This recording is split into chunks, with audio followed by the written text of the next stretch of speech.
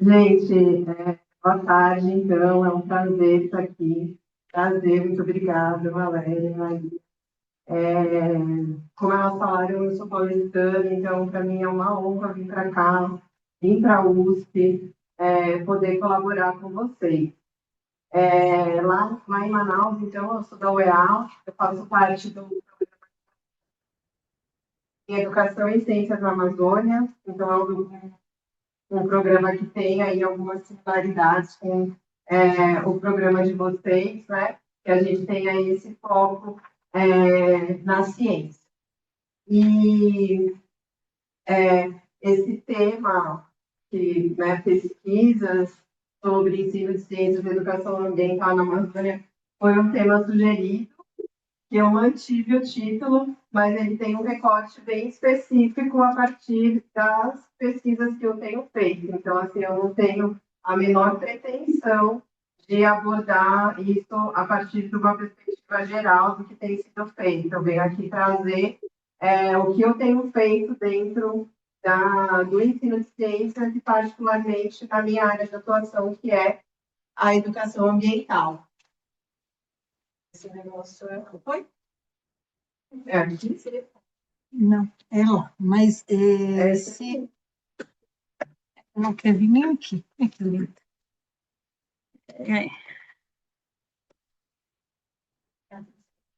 Que lindo.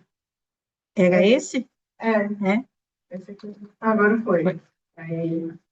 Então, eu tenho trabalhado, né, a minha área de interesse essa interface entre a educação ambiental e a conservação da biodiversidade, trabalhando tanto na educação básica quanto no ensino superior, sempre numa perspectiva de ensino, pesquisa e extensão. Então, esse é o meu lugar de fala. E aí eu não podia deixar também de agradecer a professora Rosana, que é uma professora que eu tenho, que a gente tem trabalhado junto, né, compartilhado defesas de mestrado, de doutorado, que é o motivo, né, de eu estar aqui hoje. E, então, assim, contextualizando um pouquinho, né, do que elas já falaram, mas me apresentando, eu sou daqui de São Paulo, minha família mora aqui bem pertinho, do outro lado da ponte. Eu, de fato, não gosto de metrópolis, não vivo bem em metrópolis. E eu saí daqui em 2003, quando eu fui para o Unesp de Rio Claro fazer biologia. E de lá fiquei vivendo no interior, onde eu fiz mestrado e doutorado no programa de ecologia aplicada da Exalc Sena. Então, não foi um programa especificamente de ensino de ciências, né? A gente não estava naquela época na área 41. Agora a gente fica isso fica martelando aquela de construir, né? Da construção de uma carreira. Então, vivi todo esse tempo no interior e sempre de pesquisa a partir da escola. Então, a educação ambiental, seja no mestrado, estudando ela sendo desenvolvida dentro da escola, seja no doutorado, a partir das unidades de conservação, a escola sempre me foi central, enquanto um espaço democrático, que todas as pessoas perpassam, que existe um potencial de a gente formar pessoas que possam contribuir com a construção de uma sociedade mais justa, mais igualitária, ou como a gente fala bastante na área da educação ambiental, sociedades sustentáveis. Tem alguém aqui na área da educação ambiental? Não. Que trabalha com escola? Com escola. Então, e aí, aqui, na parte da provocação que a professora me fez, né, eu trouxe ali uma fotozinha da minha família, trazer, então, que hoje eu estou na UEA, passei do estágio probatório, então agora está mais tranquilo, para ser gravado. E fui morar, então, longe, mas sempre conectado muito com a minha família. E aqui é o que a professora comentou, né? Então, para quem não conhece, esse é o stand-up, e esse é o rio Tarumaçu, que é um rio que ele deságua no Rio Negro, que depois forma o Rio Amazonas, na área urbana mesmo de Manaus. E aí, assim, só antes de entrar nas pesquisas propriamente ditas, eu vou dar uma contextualizada na UEA, no Amazonas e em Manaus, com algumas informações que me parecem interessantes, porque ao chegar lá, as coisas eram muito diferentes do que eu achava que era ao morar em São Paulo. Então, eu não sei, alguém conhece Manaus? Então, vocês podem me ajudar. Então, a UEA, assim como a Unesp, ela é uma universidade multicamp. Aqui a gente tem, né, o estado do Amazonas, aqui está Manaus, então eu trabalho na UEA Manaus, mas a gente tem essa diversidade de polos distribuídos com diferentes estruturas, né? Então, alguns maiores, menores, mas a UEA é uma universidade nova, de 20 anos, então isso abre possibilidades bastante interessantes de construção de uma universidade nova, e ela se colocou esse desafio de formar pessoas do interior do Amazonas, que muitas vezes é bastante complicado, porque Manaus, o Amazonas não é um estado com rodovias, então a circulação ela é feita principalmente via rios, e isso a gente fala normalmente de dias, né? Quantos dias você demora para chegar até lá? Tem, está subindo o rio, está descendo, né? E aí alguns lugares, claro, tipo, para ir para Tabatinga, aqui, Lábrea, Yoremepé, Tefé, São Gabriel da Cachoeira, existe avião, né, que faz, mas a maior parte da comunidade se barco. Então, isso é uma característica que gera uma dificuldade para as pessoas do interior se deslocarem para grandes centros, Manaus, Tefé, Tabatinga, para estudar. Então, a UEA tem buscado esse desafio aí de formar os amazonenses do interior. Hoje a gente tem 25 mil estudantes, 286 cursos de graduação, 64 especializações, 15 mestrados e 5 doutorados. Deu uma olhada nesses dados, esse dado é de uns 3 anos atrás. E aí uma coisa importante de dizer é que a UEA, parte do dinheiro que vem da Zona Franca de Manaus, é revertido para a UEA, que é o que mantém a UEA. Então, quando a gente houve esses diálogos, né, sobre diminuir os impostos, se deveria ou não, tudo isso impacta o funcionamento da nossa universidade. Porque se diminui a rentabilidade deles, diminui o dinheiro que é convertido para a manutenção da universidade. Não estou defendendo nada, só estou dizendo que essa é uma situação concreta. E aí, então, essa aqui é uma foto aérea de quando a gente chega no Amazonas. É muito lindo chegar no Amazonas, é muito lindo chegar no Pará também. Não sei se vocês já foram para o Acre, não é nada lindo chegar no Acre, que você está na Amazônia, você fica na dúvida, né? Então, assim, a gente ainda tem uma abundância muito grande de água, de floresta, e, de fato, a nossa vida, ela está relacionada com a quantidade de água. Então, quando o rio baixa muito, tem o ano passado, Manaus sofre com abastecimento, então imagina os interiores, né? Então, com dificuldade de acesso à água, de acesso à comida, de acesso à saúde, e esse ano parece que não vai acontecer de forma tão intensa. Mas o ano passado foi bem intenso. E aí a gente tem 62 municípios e cerca de 4 milhões de pessoas habitando o estado como um todo. Então, eu vou caracterizar a Amazônia aqui, porque, enfim, vocês são docentes, acho que a gente, esse imaginário todo de rica biodiversidade, a gente conhece, acho que vocês conhecem. Eu só queria destacar que a gente tem cerca de 180 mil indígenas vivendo no Amazonas, que representa aproximadamente 20% da população, e a gente é o estado que tem a maior diversidade de etnias. Tem Manaus. Manaus também tem uma grande área territorial, e a gente é uma megalópole. São 2 milhões de pessoas vivendo na cidade. E a gente tem diversos estudos que discutem, né, cidade, não sei, alguém aqui estuda cidade. E a gente percebe que a proposta de cidade para a Amazônia, ela se assemelha à proposta de cidade do restante do país. Então, a gente tem muitos desafios, porque não foi pensado como a gente constrói cidades amazônicas, né? A gente está construindo cidades e construindo outros modelos que a gente já viu deu certo, né? Como São Paulo. A gente sabe que muitas coisas não dão certo na organização da cidade, e lá a gente vai fazendo as mesmas coisas, né? A manutenção do carro, né? O privilégio que o carro tem nessa circulação, entre outras coisas. E aí, Manaus tem um PIB per capita bastante grande, mas com uma desigualdade também bastante grande, e a gente é a segunda capital com maior favela do país. Então, no trabalho, ficou bem ali, ó, todas as referências estão ali, ó. Daquele capacete, mas depois, quando vocês forem ver, tem referência, vocês olham lá a referência. Que 55% das pessoas de Manaus vivem em favela.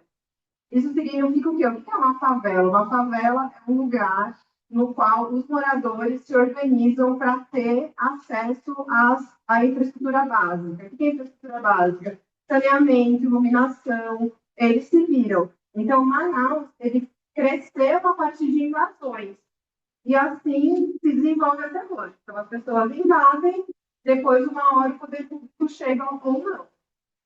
E a gente está no 89º ranking de saneamento. Então, assim, quando a gente pensa em tratamento de esgoto, abastecimento de água, destinação de resíduos, é muito difícil. Inclusive, a gente tem pontos de coleta seletiva voluntária em mercados e algumas cooperativas que funcionam.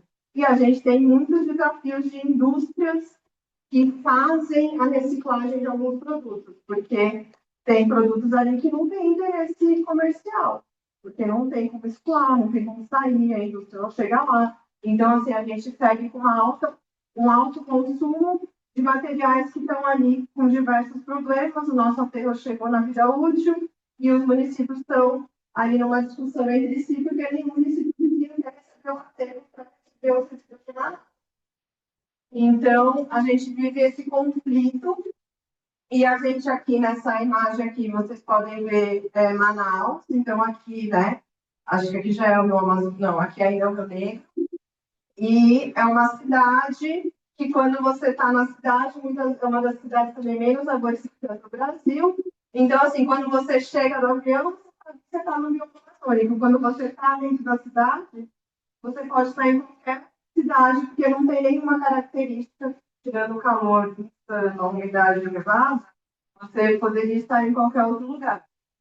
Mas, ao mesmo tempo, ela é um ponto turístico, né? Bem menos que Belém, mas ela é. Então, ali, para quem não conhece, é o Teatro Amazonas. Aqui é o Encontro das Águas, né? O Rio Negro dos Solimões. Tem vários Encontros das Águas, em várias cidades, em Manaus. Mas, enfim, quando as pessoas vão para Manaus, tem essa oportunidade. Aqui é uma foto que também faz parte dessa paisagem do que é Manaus. E os manauaras, eles ficam muito irritados quando as pessoas falam, vocês vivem no meio do Natal, mas e o jacaré? Mas, assim, a gente vê. É inegável, assim, na grande avenida você já viu jacaré. Essa foto dessa preguiça, eu vi entre minha casa e a trabalho. Então, assim, eu acho isso super legal. É que a gente tem que pensar de que forma que isso é dito, porque existe uma ligação dessa identidade por conta dessa crença de que a floresta gera um atraso. E isso está ali também presente nas raízes dessas 2 milhões de pessoas que vivem nessa cidade, e tem muita gente com uma cultura urbana bem forte, assim, que não está conectado com essas outras culturas presentes, ribeirinhas, quilombolas, ou indígenas, e muitas vezes negando essas relações estabelecidas. Então, assim, eu vivo numa cidade caótica, caótica, caótica. Era muito mais tranquilo viver no interior de São Paulo, mas existem possibilidades de, em 5 minutos, você estar numa floresta super conservada ainda. Então, Manaus gera essas oportunidades, que geram, então, oportunidades muito grandes da gente pensar em conservação da biodiversidade, em pensar em conservação da Amazônia e, consequentemente, do país e do mundo, porque a gente sabe essas relações e essa importância da floresta tropical. Dito isso, eu trabalho com essas conexões. E aí, dentro dessas conexões, existe esse compromisso de construção de sociedade sustentável. Esse foi lá na Rio 92, foi construído um tratado de educação ambiental para a sociedade sustentável e responsabilidade global, onde educadores ambientais do mundo inteiro estipularam 16 princípios para que a gente pudesse trabalhar com a educação ambiental, buscando, então, a construção dessas sociedades que são plurais e são pautadas, então, pelos processos participativos. E aí, na Rio Mais 20, foi feita uma revisão desse tratado, no qual os princípios foram mantidos, e a gente está aí na terceira jornada do tratado, que segue mantendo esses 16 princípios. Então, são princípios que orientam o meu trabalho também, quando eu penso na educação ambiental que eu desenvolvo. A Carvalho e a Mili fizeram uma discussão, porque, assim, no campo da educação ambiental, por um tempo, teve um desafio muito grande caracterizar a educação ambiental, definir concepções. Então, que educação ambiental é essa que cada um faz? Isso porque lá na década de 80, percebeu-se que a gente tinha, que a gente tem, diferentes atores, com diferentes valores, com diferentes práticas, a partir de diferentes perspectivas epistemológicas envolvendo a educação ambiental. E naquele momento, julgou-se que era significativo dizer: ah, não, ele faz assim, ela faz assim, ele faz assim, para demarcar um espaço e mostrar essa possibilidade. O que aconteceu? Com o tempo, isso fez com que houvesse uma disputa de conceitos dentro da área. Então, a gente gastou, a gente não me colocar enquanto educadora ambiental, muito tempo discutindo coisas que talvez não fossem as coisas mais importantes para a gente se constituir enquanto área e enfrentar o desafio real. Né? Que o desafio real é, se a gente está desde a década de 70 falando de educação ambiental, o que a gente conseguiu? Vivendo nesse mundo que a gente está vivendo hoje.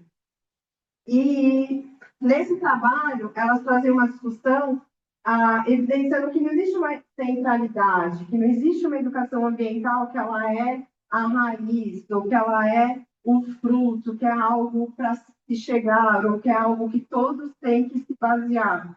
Ela é rizomática, numa perspectiva que cada uma delas tem uma contribuição e que elas vão gerando frutos diferentes, gerando campos diferentes, mas que todas elas vêm contribuindo na área e que a gente deve reconhecê-las e valorizá-las, porque não adianta a gente ficar ali brigando entre si, porque o que chegou na minha área no final de 2000 era isso, todo mundo fazia educação ambiental crítica, porque não faz sentido se ela for crítica. Né? Crítica ao quê, de que forma, como isso se materializa, era uma outra questão. Mas não tem um trabalho que a pessoa não começa dizendo educação ambiental crítica e, na sequência, dizendo que todas as outras são ruins. E a gente sabe que a prática pedagógica ela vai depender de 1 milhão de fatores, né? Como a formação dos professores, os valores, etc., para pensar em como ela se materializa. Então, a gente tem trabalhado bastante nessa linha de, principalmente ao chegar na escola, de reconhecer, né, que todas elas existem essa importância, entendendo aonde que a gente está ancorado.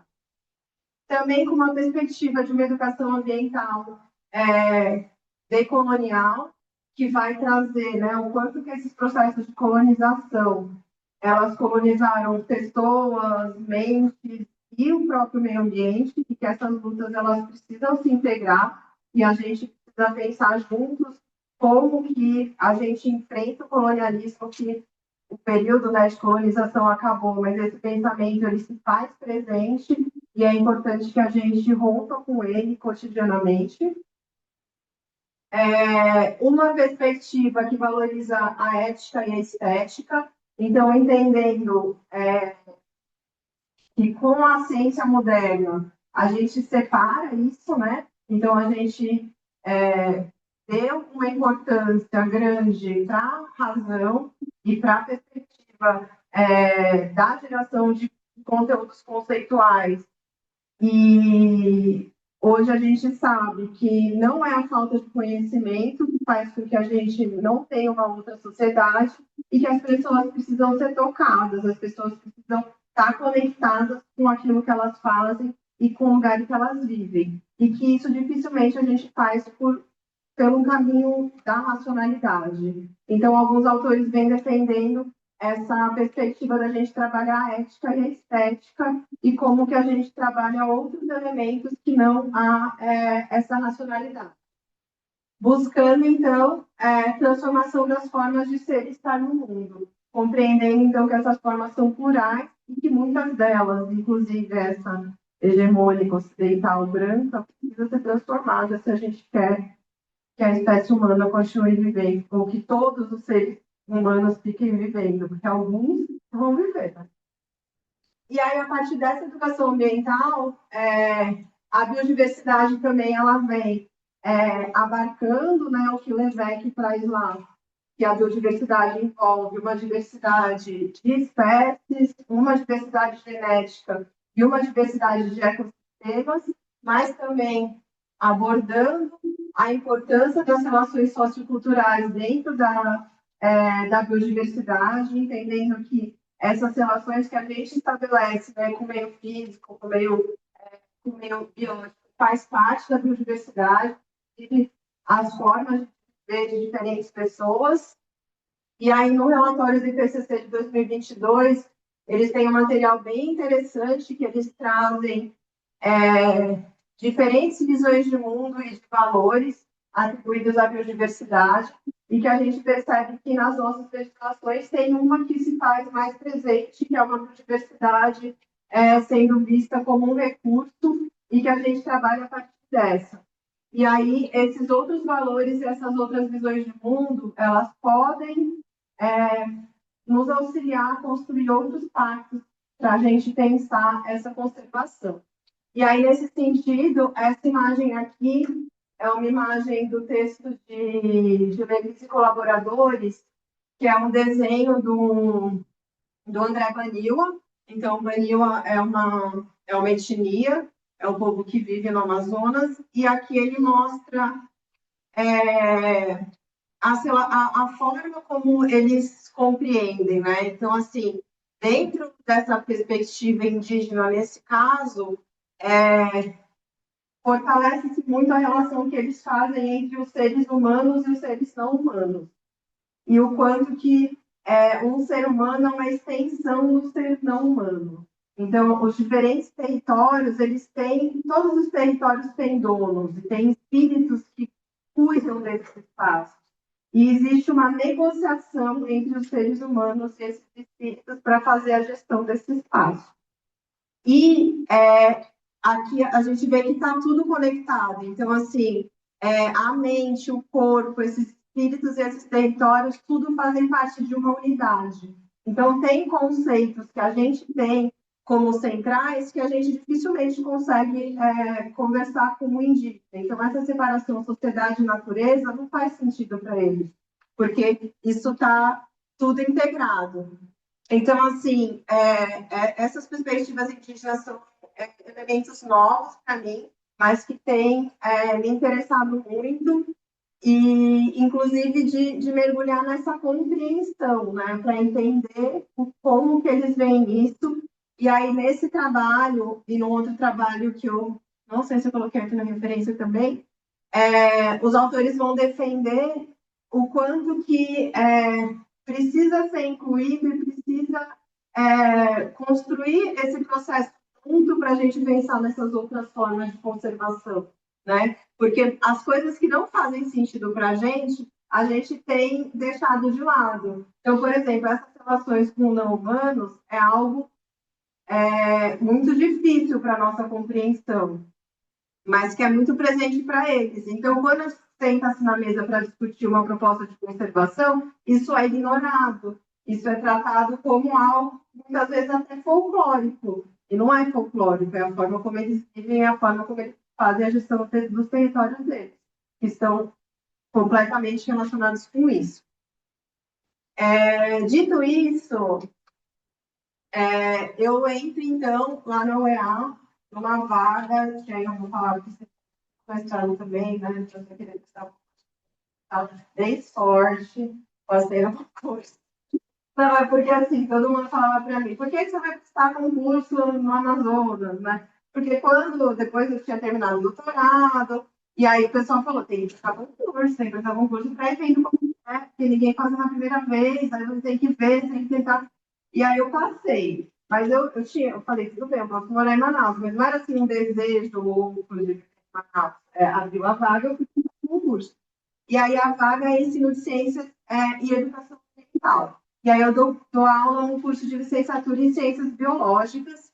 E aí dentro desse curso, né, então a gente tem lá um currículo onde a gente tem uma disciplina de estágio em educação ambiental. Então os meus alunos no primeiro estágio eles vão desenvolver educação ambiental na escola. E aí a gente, dentro da educação ambiental, né, a gente tem levantados os desafios de trabalhar com educação ambiental, vamos dizer, aos 30 anos, os desafios são os mesmos, que são esses aqui que eu vou falar para vocês, que a gente percebeu também que em Manaus não é diferente. Né? Então, em Manaus, a gente tem uma publicação menor, mas a gente percebe que os problemas são os mesmos. E quais são os problemas? Uma fragilidade na formação dos professores, que, então, assim, é recente a obrigatoriedade da educação ambiental no ensino superior. Então, agora, por exemplo, meus alunos, a gente espera que seja diferente quando eles chegarem na escola. Existe uma falta de tempo e espaço adequado para reunião de planejamento e processos coletivos, né? Tanto individual como coletivo. Então, a gente segue com professores sobrecarregados, né? São poucos professores que trabalham 20 horas. A gente tem professores que trabalham 40 horas em sala de aula. E a gente tem professores que trabalham 60 horas em sala de aula. Então, assim, qual é o momento que ele tem para fazer planejamento e para planejar com os outros colegas de uma mesma escola? Isso quando ele cumpre essa horário na mesma escola, né?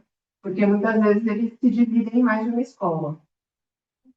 Aponta-se uma escassez de recursos materiais e metodológicos, que eu não sei muito bem se a dificuldade é a escassez de materiais ou essa falta de formação para o uso desses materiais. Então, a gente produz, né, diversos materiais, e aí como que isso chega na escola e como que o professor consegue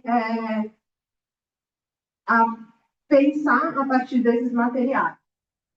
Uma dificuldade na organização do currículo escolar. Então, o currículo escolar ele tem uma estrutura completamente disciplinar, que ele é medido pelas provas que são feitas periodicamente, né? Seja no final ali do ensino fundamental 1, no final do fundamental 2, e depois a entrada ou não desses estudantes no ensino superior, e muitas vezes isso se atrela a um recurso que chega na escola e é distribuído para todas as pessoas. Então, isso sim determina o que deve ser trabalhado ou não na escola. E agora, com essa nova base nacional comum curricular, a educação ambiental está como um tema transversal, dentre vários outros, e aí o tema é meio ambiente, e o meio ambiente é subdividido em educação ambiental e educação do consumo. Então, tudo que a gente acredita de uma educação que pode transformar uma escola e transformar uma sociedade, foi reduzido a uma temática a ser trabalhada ali sem orientação nenhuma de como seria possível ser feito isso. Uma falta de estrutura adequada nas escolas, então as escolas urbanas de Manaus, a gente tem escolas bastante parecidas também aqui, muitas vezes só com prédios, né, sem espaços externos. Lá a gente tem ar-condicionado em todas as salas, porque, né, senão não é possível fazer nada, mas muitas vezes isso limita assim, o próprio fato. Imagina passar o dia numa sala de criança, não tem uma janela para você olhar o exterior, né? Então, que tipo de pessoas a gente forma, a gente condiciona a um espaço como esse? A ausência de parcerias para o desenvolvimento das atividades, então muitas vezes a gente sabe que a universidade, que organizações não governamentais, ou mesmo empresas, acabam contribuindo muito, né, para o desenvolvimento da educação ambiental nas escolas. Esse equívoco de conceber a prática da educação ambiental associada à ciência de geografia. Então, me parece assim, um pouco que quando chega lá na mesa, vê aquela quantidade de coisas que tem que parecer, que tem que desenvolver, o professor de matemática fala, educação financeira eu faço, faz aí educação ambiental, eu faço aqui a equidade racial, né? O professor de história pega. Então, me parece que eles, né, sendo sobrecarregados, não tendo um fortalecimento, né, de se sentir capazes de desenvolver a temática, acabam distribuindo por áreas que se parecem mais afins.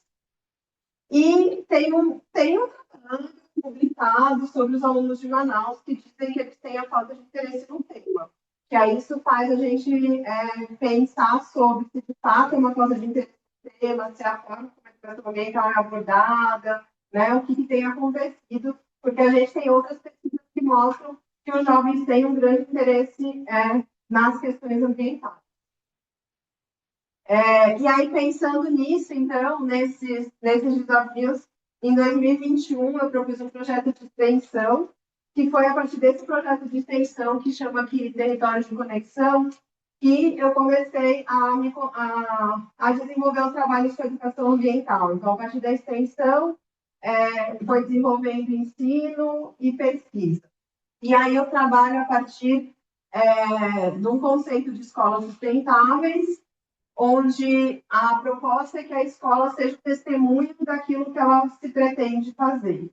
Então, ela trabalha numa perspectiva de uma gestão que seja democrática, que seja participativa, que a educação ambiental esteja inserida no seu projeto político-pedagógico para acontecer de forma contínua, né, pensando nesse currículo, né, que aborde a educação ambiental conectado com saberes locais e que tenha um espaço físico que respeite, então, a biodiversidade local e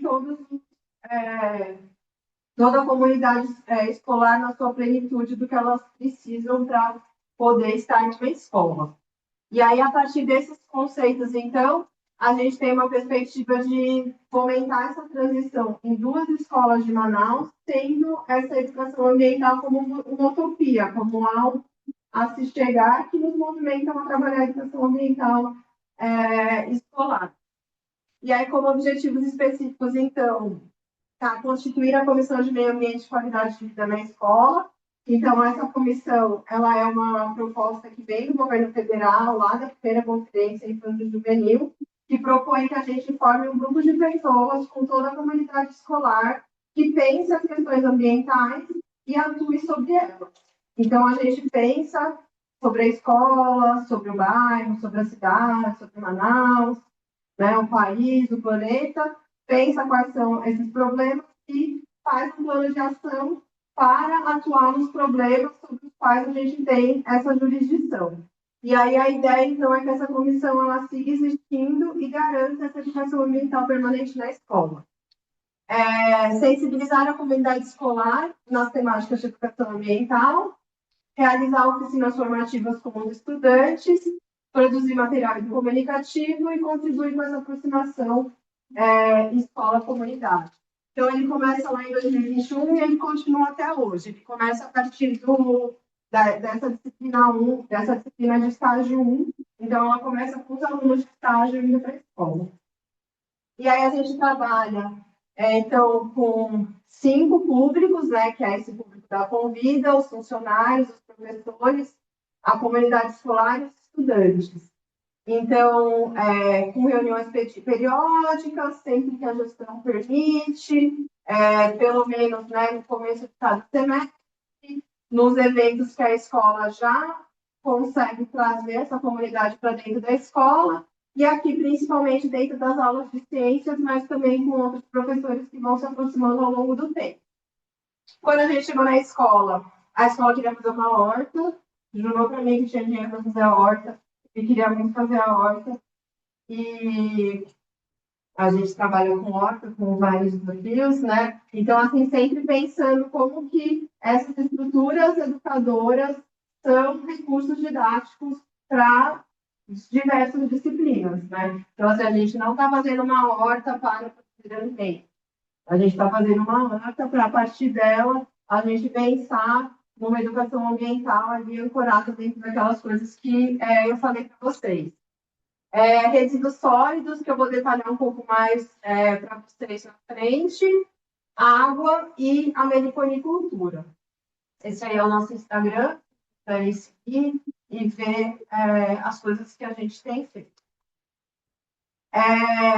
E aí, o que acontece? Quando a gente foi trabalhar com resíduos sólidos, existe uma resistência muito grande, principalmente da minha parte, porque resíduos sólidos é o tema mais trabalhado na escola.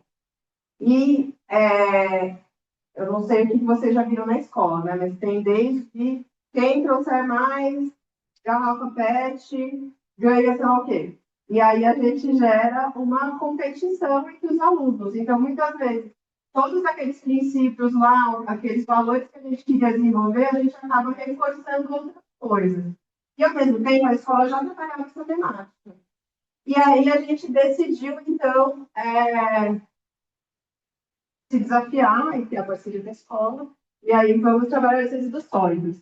E aí, o que a gente fez, né? O que a gente tem feito? Então, a gente conseguiu inserir ela em todos os anos do ensino fundamental 2, então a gente trabalha esse tema com todos os alunos da escola, nas aulas de ciências, mas também a gente conseguiu propor um projeto interdisciplinar, que foi o projeto político-pedagógico da escola, onde a gente instalou uma composteira e trabalhou com coletores de papel, entendendo que o papel é o resíduo que a escola mais gera, que poderia ser encaminhado para uma reciclagem. A gente envolveu todos os docentes e os funcionários na tomada de decisão do projeto, tudo isso com o apoio da gestora da escola. Então, a gestora da escola decidiu que ela ia cuidar dos orgânicos da escola e do papel. E isso permitiu que a gente atuasse. E aí, o que a gente percebeu foi esse desafio com os funcionários, porque, então, o funcionário faz a gestão em algum desses momentos, né, sobre isso, ele não tem uma atribuição para isso. E ele tem um contrato. E se ele fizer alguma coisa que não está no contrato e ele não gostar, ele pode gerar problemas administrativos para a gestão da escola. Então, isso foi uma questão muito séria para a gente pensar sobre isso e como que a gente faz gestão e como que, de fato, um trabalho como esse consegue modificar a gestão de uma escola, trazendo outras práticas, enquanto essas várias práticas são materialização culturalmente desenvolvidas há muito tempo, né? Isso aqui eu não vou falar porque foi o que eu já justifiquei lá no Correio de Manaus, o porquê trabalhar em resíduos sólidos em Manaus. E aí a gente fez um materialzinho, resultado de uma iniciação científica, trazendo, então, essa abordagem da educação ambiental dos resíduos, não só na destinação ali, mas nesse contexto geral, incluindo para a cidade. Quando a gente... eu nem sei como que a gente começou a trabalhar com a Bíblia. Só estou tentando lembrar agora o que aconteceu. Mas o fato é que eu morei com ele agricultor, eu comecei a criar abelha. E aí, enfim, os pericultores são pessoas muito encantadoras, que é impressionante assim, a relação que eles têm com as abelhas e essa compreensão sobre essas ações que estão estabelecidas. Né? E aí, lá em Manaus, a gente tem, no Amazonas, na verdade, a gente tem uma diversidade muito grande de abelhas sem ferrão, muito grande, muitas delas sendo identificadas recentemente, e a gente sabe da importância que elas têm, né? No processo de polinização, logo para a diversidade de flora, logo para a manutenção da floresta e de toda a vida. E a gente percebeu, né, o desconhecimento das abelhas sem ferrão no Amazonas, então, assim, tanto em publicações quanto no material didático, então, vocês abrirem lá material didático de ciência, chega em abelha, deve ter meia página, abelha sem ferrão não é nem citada, e quando a gente está no Amazonas, ela tem também o potencial de geração de renda, né? De mel, de própolis, de pólen. E aí a gente percebeu esse potencial que ela tem para sensibilizar e integrar os conteúdos. Então, assim, quando você abre uma colmeia de abelha perto de crianças, ou de adultos, mas vamos falar das crianças, alguns vão para o campo, os outros ficam ali, aí começa, aí você experimenta o mel, aí você pega a abelhinha, e aí você começa a ter uma outra relação com aquele ser vivo, né? Que você consegue ver, que você consegue sentir. E aí, a partir daí, então, a gente criou um jogo didático, que aqui é o tabuleiro, para a gente trabalhar as abelhas sem ferrão na escola. E foi feito um TCC, uma iniciação científica sobre isso, né? Sobre esse trabalho de uso das abelhas sem ferrão como uma temática, um recurso didático. E aí, atualmente, a gente tem, então, uma colmeia de Jupará, que é uma das espécies, é o nome popular, na verdade, na escola. E aí a gente mantém essa colmeia na escola, a gente cuida dessas abelhas, e aí ela gera várias outras reflexões, né? Porque, então, as abelhas melícolas, elas são abelhas florestais, a escola não está numa área florestal, então ela tem necessidades específicas, muitas vezes a gente tem que aumentar a quantidade de flores que ela tem. E aí eu estou querendo muito alguém que estudar abelhas para a gente ir lá estudar onde que elas estão indo, como que elas estão, como que elas estão voltando, porque elas também se reproduzindo e a gente dividiu a colmeia. Mas eu trabalho com elas na educação ambiental. Então, assim, a gente tem percebido que isso tem gerado muita reflexão e movimentação na escola, a presença delas. Muitas vezes a gente pensa, poxa, mas vamos deixar elas? E aí a gente está achando ainda uma boa ideia, porque a gente tem conseguido resultados muito positivos para pensar no território. Eu vou pular esse. Aqui são algumas fotos, aqui todo mundo com a mão na colmeia. Aqui também a gente tem essa parceria com a Amazônia Bee, que é uma empresa que eles são meliponicultores, eles sempre ajudam a gente. E aqui eles jogando os jogos, aqui na outra escola. Então, assim, dentro desse trabalho, a gente percebeu o quê? Que o foco nas temáticas socioambientais locais tem sido muito relevante, isso não é nada novo, né? Podia ter concluído isso, né? Era uma premissa, mas a gente percebe que isso faz com que eles olhem para o território de uma forma diferenciada. Esse diálogo com os diferentes atores, o envolvimento de toda a comunidade escolar, tem trazido um outro alcance da educação ambiental na escola, feito essa abordagem a partir do espaço físico do currículo da gestão. E aí, buscando, então, esse trabalho contínuo com a criação das comissões de meio ambiente e qualidade de vida. E isso faz o quê? Faz a gente ressignificar a forma como a educação ambiental é trabalhada na escola e a gente percebe que, então, que o conceito de escola sustentável ela pode fortalecer essa educação ambiental na escola. Então, buscando olhar todas essas dimensões. E o projeto de extensão ele tem se mostrado um ótimo espaço de formação dos graduandos. Então, porque eles vão se aproximando da temática e vão exercendo, e isso vai abrindo espaço para eles pensarem em iniciação científica, em trabalho de conclusão de curso, em mestrado. Então, essa é uma área de atuação bem focada para a educação básica, que eu tenho trabalhado, e aí aqui vocês vão ver, tem várias referências dos trabalhos que os meus alunos têm produzido a partir dessa experiência. E aí, essa vivência fez com que eu percebesse que a identidade do Manauara muitas vezes não está relacionada ao bioma amazônico. Né? Não vou dizer que a identidade do paulistano está ligada à Mata Atlântica também, mas no imaginário de que eu estava indo viver no meio da floresta, eu imaginava que as pessoas estavam conectadas com a música de alguma forma e estavam. E aí, então, nas disciplinas do ensino superior, eu comecei a trabalhar com o Museu da Amazônia. Então, o Museu da Amazônia, essa aqui é uma fotinho da frente dele, e aqui é onde ele está localizado. Então, essa aqui é uma foto aérea, que é horrível, mas é a foto que a gente tem no site deles. Que aqui vocês veem Manaus, né, tipo esse aglomerado, e aqui a gente tem a Reserva Duque. A Reserva Duque é uma área que a gente tem a gestão do Instituto Nacional de Pesquisas Amazônicas. E é uma partinha dela, que esse pontinho aqui é o Museu da Amazônia. Então, ele já foi um zoológico, não era zoológico, era um parque zoobotânico municipal, e aí tinha um desafio de fazer a gestão desse espaço, porque, assim, as pessoas vão para Manaus, elas vão ver o Encontro das Águas, ver o teatro e vão para o Função. Os manauaras acham longe e vão para o mar. Então, infelizmente, a presença de manauaras visitando esse espaço ela é baixa. E aí, enfim, aí aqui então a gente consegue entrar dentro de uma floresta amazônica de terra firme, bem preservada, dentro da cidade. Que não é bem dentro, né? Mas é aqui na borda da cidade.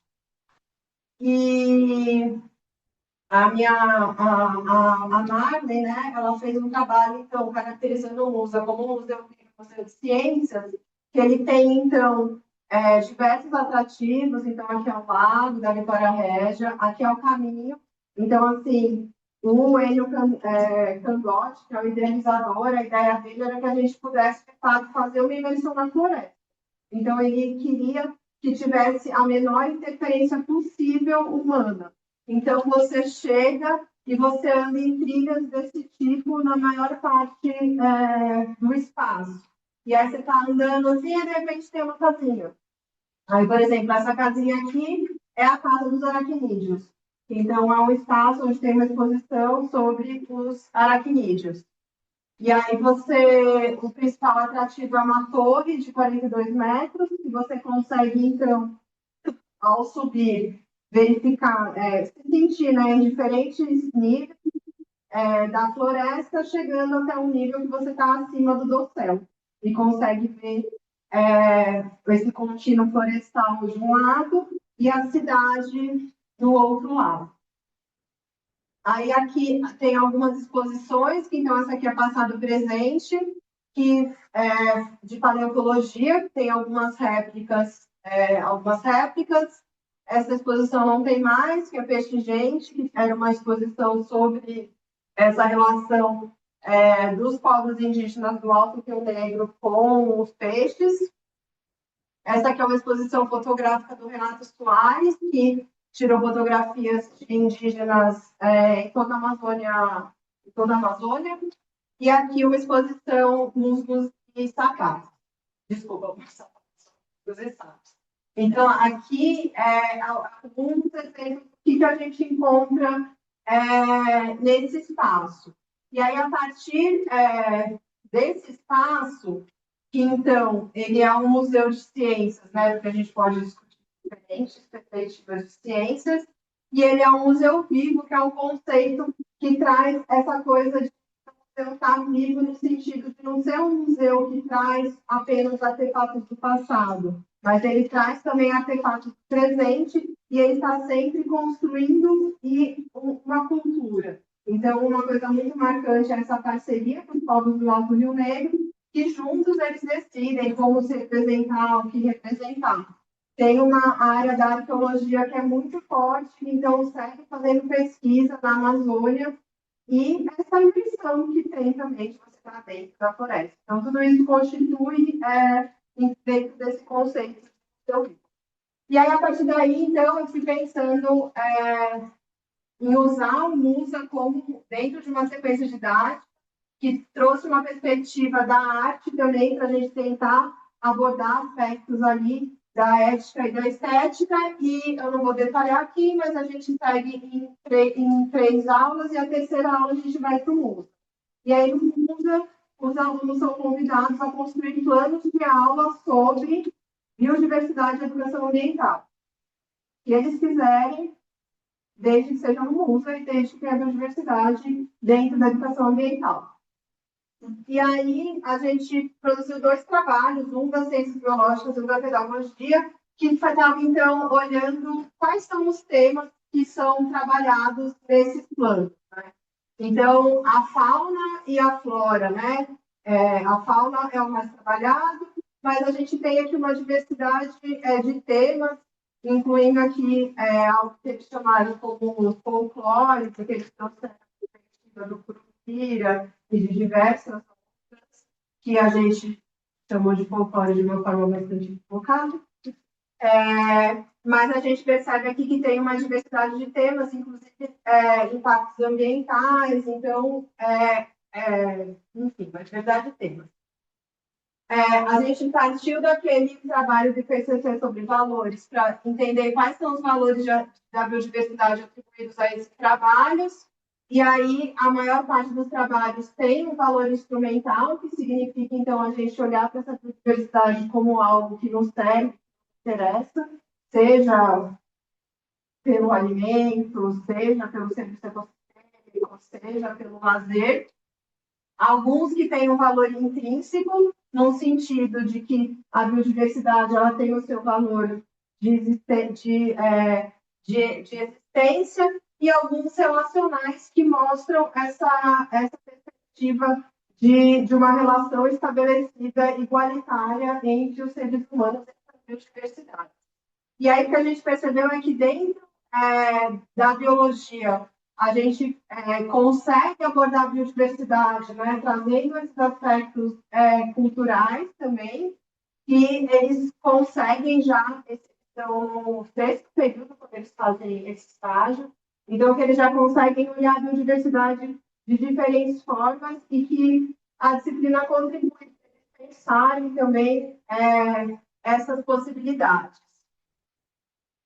E aí, na pedagogia, foi algo muito curioso, porque na pedagogia é uma disciplina que é dada no último período, a maior parte das estudantes são mulheres, e elas estavam em coisa absoluta de no mundo. Quando eu falei com os alunos da biologia, para eles dizer assim, a gente vai de novo no mundo, o que a gente vai fazer agora? Porque o MUSA, então, ele é um espaço que a biologia usa muito para estudar diferentes coisas.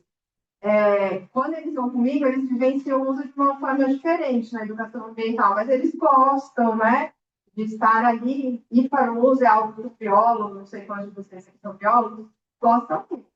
O uso é o lugar que é o segundo lugar que eu mais gosto de ir. E na pedagogia começou assim, elas fizeram cada pergunta que assim, fala eu nunca pensei em fazer uma orientação tão detalhada do que você precisa levar, de como você deve se comportar, porque era um medo muito grande de ir para um lugar como esse.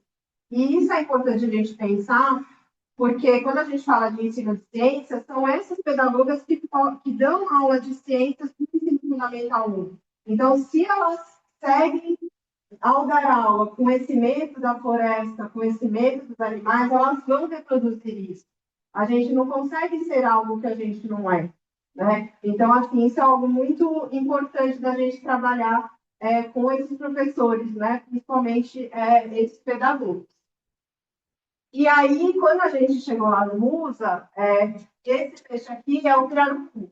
O pirarucu é um peixe maravilhoso, que tem trabalhos lindos, né, de recuperação dos pirarucus, do manejo do pirarucu, que vale a pena vocês conhecerem, que é um peixe muito apreciado pelos amazonenses. Então, a maior parte dos manuários já comeram pirarucu.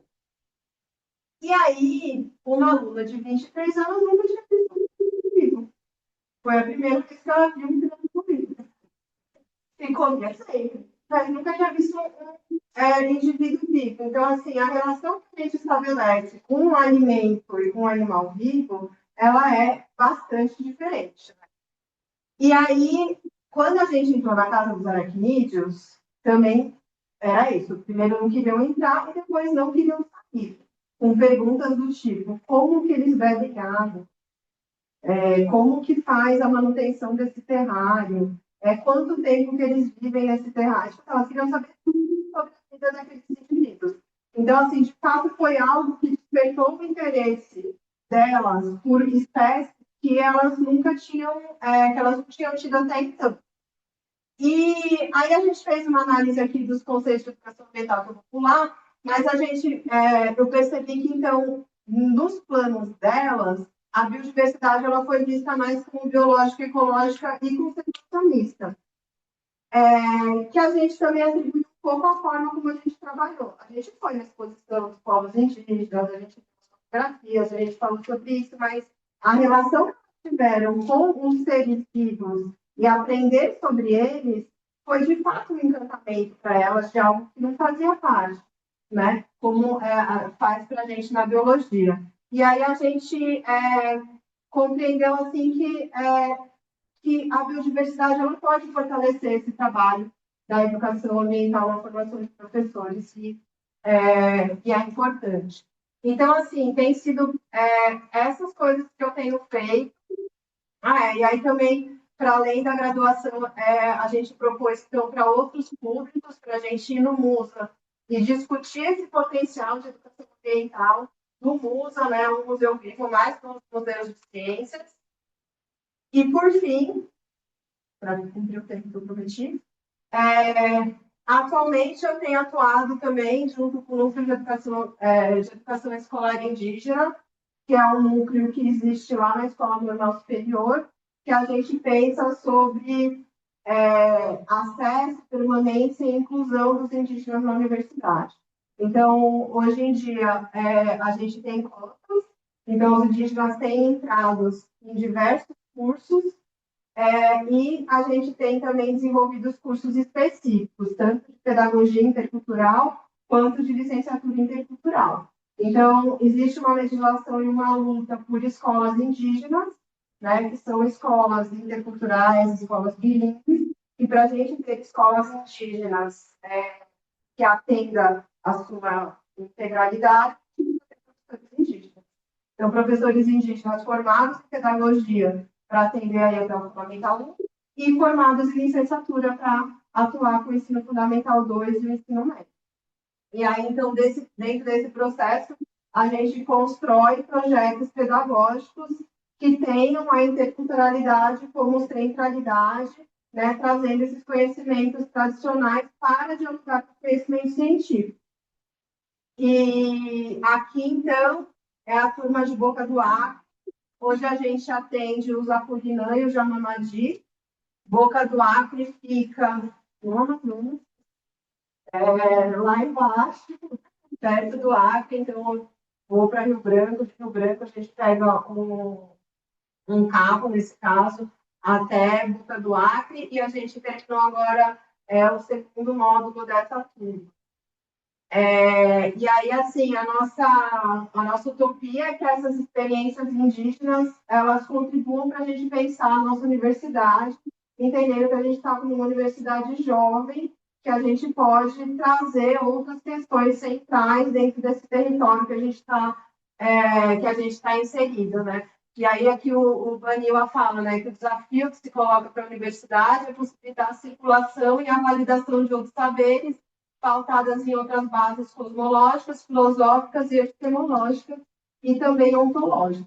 Então, o que a gente percebe é que no nosso curso a gente tem se preocupado em levar professores conectados com a integralidade, tenham essas premissas no trabalho, mas quando a gente vê os indígenas dentro dos nossos cursos regulares, tem várias questões aí postas, desde o português ser a segunda língua, desde dificuldades financeiras, desde a dificuldade de sair de uma aldeia e vir viver numa cidade, né? A gente começou aqui dizendo o meu desafio de viver em metrópole, imagina pessoas que vivem aldeadas.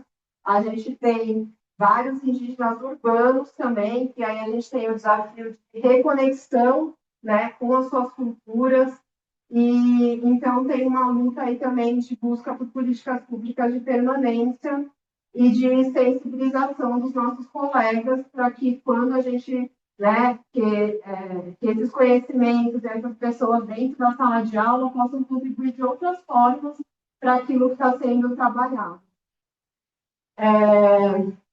E aí, quando vocês me convidaram, e eu fui olhar para isso e pensar o que eu ia falar, né? Porque eu ia falar várias coisas.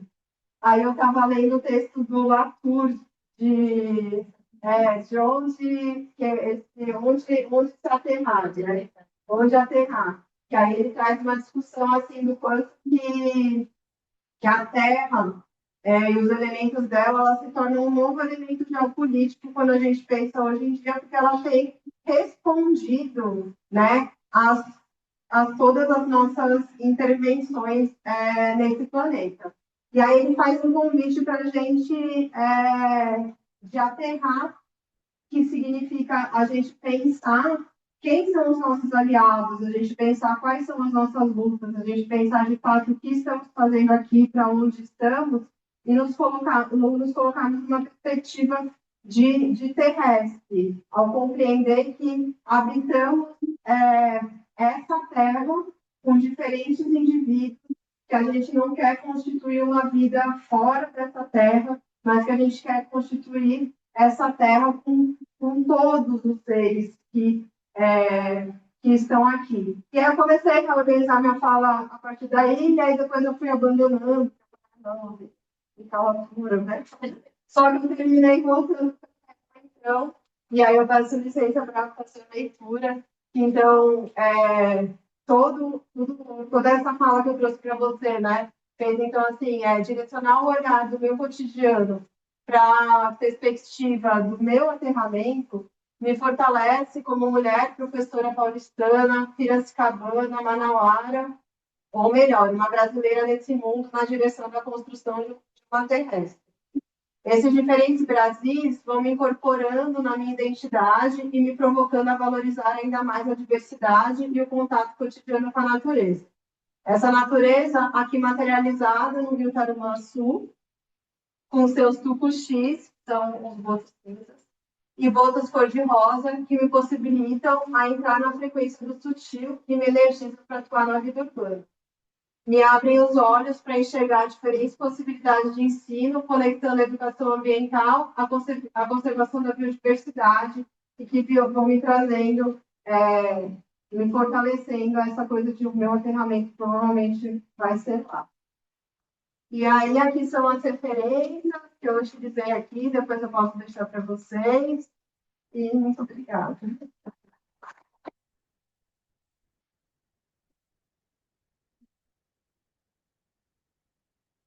Miriam, super agradeço, que delícia, eu queria estar lá agora, eu também me queria estar lá.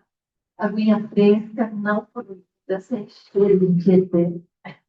Agora tem mudado muito, né? Eu queria agradecer muito, e olha, não, super rápido, então vamos ter um espaço de conversar. E eu vou destacar que essa perspectiva do aterramento, né, do Latour, é uma necessidade para as reflexões de todas as áreas. Eu me lembro de que a maioria era da física, da química, da educação. Biólogos, alguns biólogos ali. E que eu vou começar a provocação que você nos trouxe, e é muito interessante, pensando, ela falou de uma perspectiva rizomática. Todo mundo entende isso quando a Bíblia fala isso?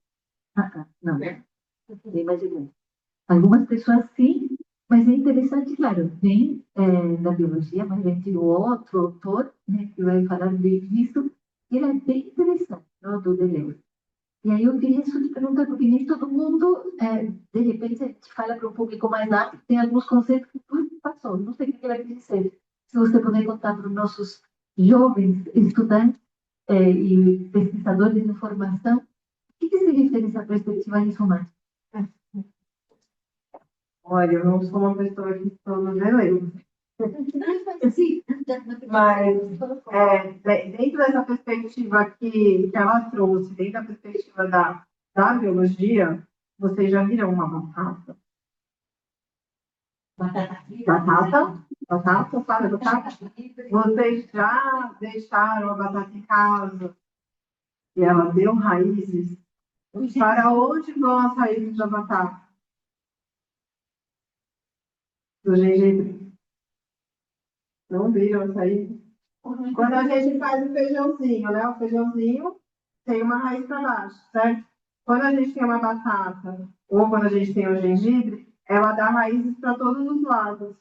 Então, ela não tem uma centralidade, né? Então, o feijão ela vai ter uma raiz única que vai estruturar a planta. A batata, o gengibre, ela vai ter várias dimensões, né? Dimensões não, ela vai ter várias raízes que elas não vão trazer uma centralidade, né? Então, Deleuze e Guattari, quando trazem isso também, eles vão olhar para um território e perceber essas diferentes contribuições, que a gente tem uma perspectiva única, muitas vezes, uma busca que ela faz com que a gente negligencie as diferentes subjetividades, porque a gente coloca uma enquanto centralidade, principalmente quando a gente quer ter uma perspectiva do universal, do para todos. O para todos significa desde que todos estejam nessa direção e dessa forma, que significa que todos os outros que não estavam indo para cá e dessa forma têm que vir para cá e dessa forma. E isso faz com que as outras raízes da batatinha muitas vezes morram, ou muitas vezes não cresçam muito, porque é só essa aqui que a gente tem interesse. Então, é esse o reconhecimento da diversidade e da valorização, então, dessas diferentes formas de ser e estar no mundo. E todas elas têm essa contribuição para a nossa existência. Gente, eu queria exatamente esse comentário, porque olha que interessante, né? Vivian começou a falar da perspectiva da educação ambiental. Então, em algum momento, você disse, oh, todo mundo agora é educação ambiental crítica, e jogamos todas as outras no lixo, não é? Então, essa perspectiva de, peraí, tem alguma coisa interessante? Quem começou a pensar? Né? Não pode eliminar tudo. Que coisa disso vale? Senão fica a raiz única, né? E o rizoma vem de fungo, né? A maneira do fungo se reproduzir. Então, ele vai formando uma teia, um tecido complexo. E aí vem um pouco dessa reflexão, por isso eu gostei muito que você trouxe. Eu sempre tinha falado muito, eu falava, agora não. Alfabetização científica, tá? Não ajuda. Como que você já me escutou falando isso? Eu falei, peraí, tem uma perspectiva que vai servir, eu vou usar uma anterior para ir construindo esse ritoma, ideias que vão somando, não vou limitando, né? Onde podemos estar hoje? Mas isso, por que eu trouxe, Miriam? Porque eu acho fundamental na sua pesquisa, para perguntar no seu problema, né? Para não ir delimitando de uma tal maneira, óbvio, na pesquisa eu preciso delimitar, mas para não limitar outras possibilidades, não eliminar outras possibilidades. Então, por isso eu achei super interessante essa reflexão. Eu trouxe da minha, de outras leituras. Não posso dar conta de tudo, mas pelo menos saber que outras possibilidades, que outras explicações dão conta dos fenômenos, e que a gente está olhando alguma parte, né? Então, eu queria que vocês, quem quiser comentar, falar, vou ter que viajar com esse microfone aí. Vou ver se eu conecto esse outro e aí vocês vão passar. Bom, seu nome, sua jornalista, Olá, boa tarde. Eu sou a Emma, eu estou aqui pelo Instagram, mas não, obrigado. Estou mestrando pelo PIEC, né? E eu gostaria de fazer uma pergunta sobre as escolas indígenas, porque no início do slide você comentou que cerca de 20% da população não se autodeclara, né, indígena. E aí eu gostaria de saber as escolas que estão, de fato, na comunidade indígena, né? Como estão comigo sobre educação ambiental? Existe algum programa de licenciatura intercultural envolvendo o pensamento, né, as concepções, o ideal de mundo indígena para que se forme a educação ambiental de maneira íntegra e cultural, não só aquela coisa, sustentabilidade, né, desejos climáticos, para a gente sair dessa demarcação de que toda aquela cosmovisão, né, é algo folclórico, né, como a gente mesmo citou. Essa era a pergunta. você levantou, tentando ver como funciona. Para se imaginar. Eu não tenho trabalhado nas escolas indígenas, E a gente tem um desafio grande da própria existência das escolas indígenas. Então, assim, elas não são muitas. No próprio, em próprio Manaus, assim, a gente tem um lugar, né, que eu citei para vocês, que é o Parque das Tribos, que é um lugar onde a gente tem o maior numerato de na cidade. E aí, só que os indígenas eles estão distribuídos também, eles não vivem todos ali.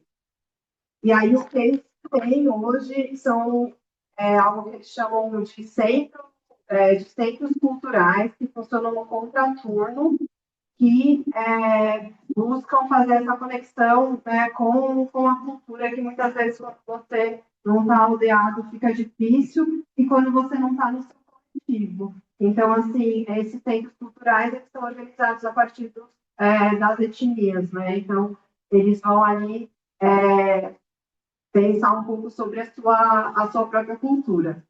E aí, no Parque das Tribos, por exemplo, a escola não é indígena.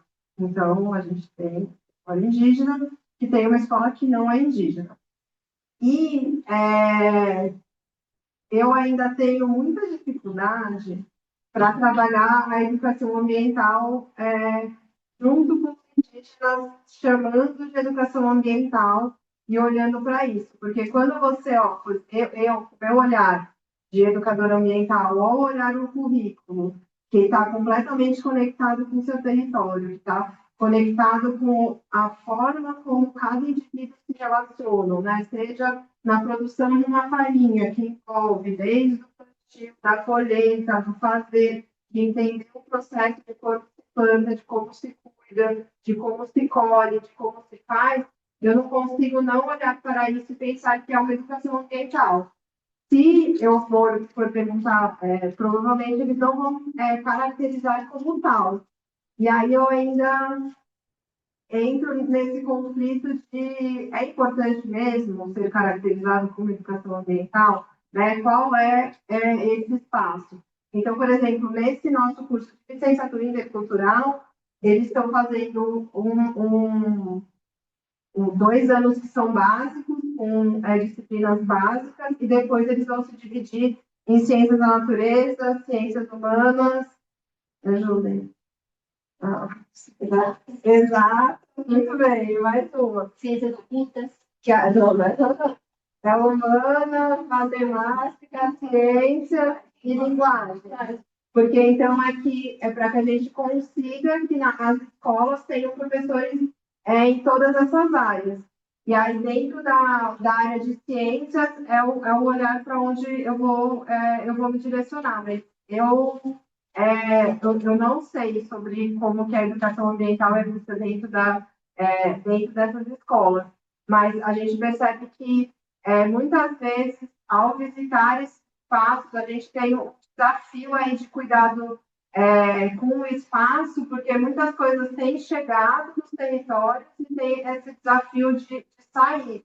Então, quando a gente pensa em gestão de resíduos, em saneamento, em acesso à água potável, são desafios que têm chegado principalmente para as comunidades urbanas e para as comunidades mais próximas do urbano, porque era algo que eles não precisavam lidar com, e hoje eles têm, né? Então, se a gente não tinha uma embalagem chegando, hoje a gente tem, o que a gente faz com essa embalagem?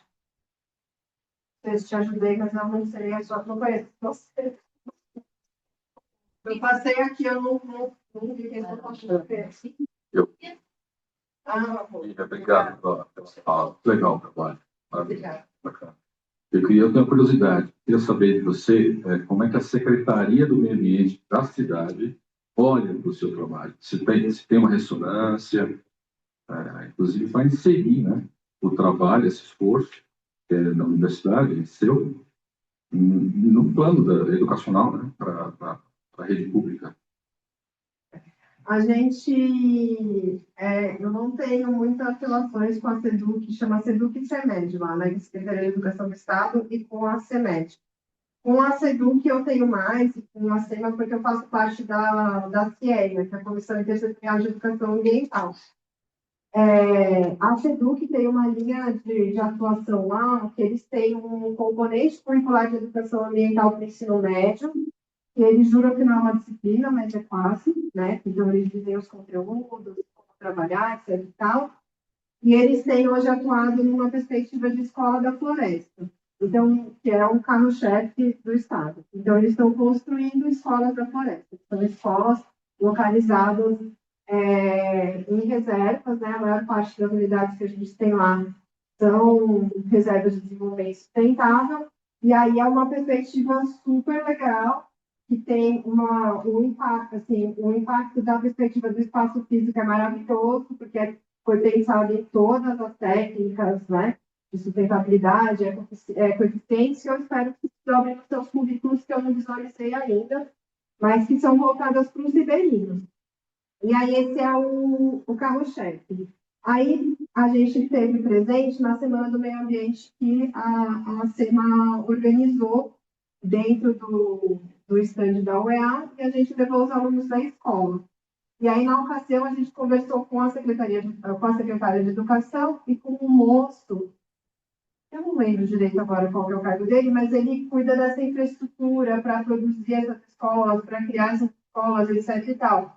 E aí, nesse momento, eu tive a oportunidade de conversar com ele para falar, então, vocês estão querendo construir escolas que já sejam, né, escolas sustentáveis, e a gente está tentando trazer elementos para essa escola que a gente já tem, para que ela consiga pensar outras formas, né? Proporcionar outras reflexões para os alunos da área urbana, né? Então, são estruturas pedagógicas que permitem a gente vivenciar algumas coisas.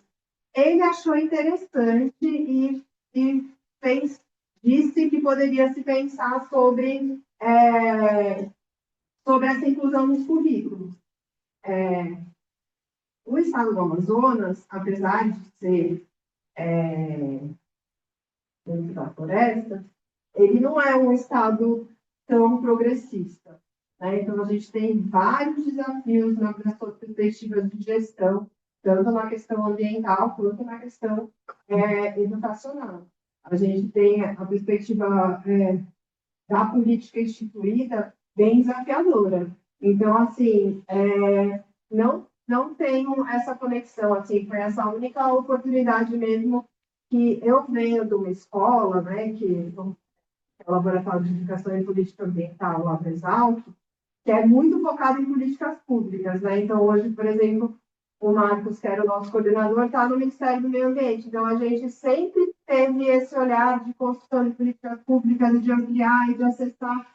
E hoje, nesse meu me fazer professora e conseguir atuar na academia e manter uma saúde mental, eu tenho trabalhado, trabalhado mais na perspectiva da micropolítica, da gente ir acompanhando a lei de Estado. Então, assim, tenho pensado sobre isso, mas não me movimentei nesse sentido. Essa aqui.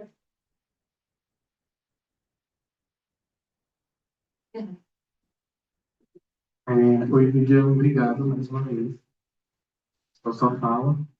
Por causa da pergunta, acho que que eu ia falar já foi contemplada. E aí, eu queria saber que teve um momento que você falou sobre esse documento que orienta suas práticas, né, que é da Cidades Sustentáveis. E me lembrou um pouco dessa questão aqui em São Paulo, da gente ter um plano municipal de educação ambiental, que às vezes, como ele é de outra secretaria, ele não tem um diálogo tão firme, às vezes até parecem perspectivas meio contraditórias, porque o plano, como ele está ligado à secretaria, a secretaria comprou muito a ideia da ODS, por exemplo. Eu queria saber como você enxerga isso, se em Manaus também isso acontece, mas acho que você já conversou um pouco sobre isso. Mas talvez o que você pensa sobre essa questão das ODS estarem tão presentes agora na pauta da educação ambiental, né? Na minha universidade, quando você... Não desliguei, né? Acho que eu puxei. Ele funciona quando o quê? Pode falar. Na minha universidade, por exemplo, quando você vai para um projeto, você tem que ver a qual ODS você está atendendo. E aí, provavelmente, isso é uma forma que eles criaram para conseguir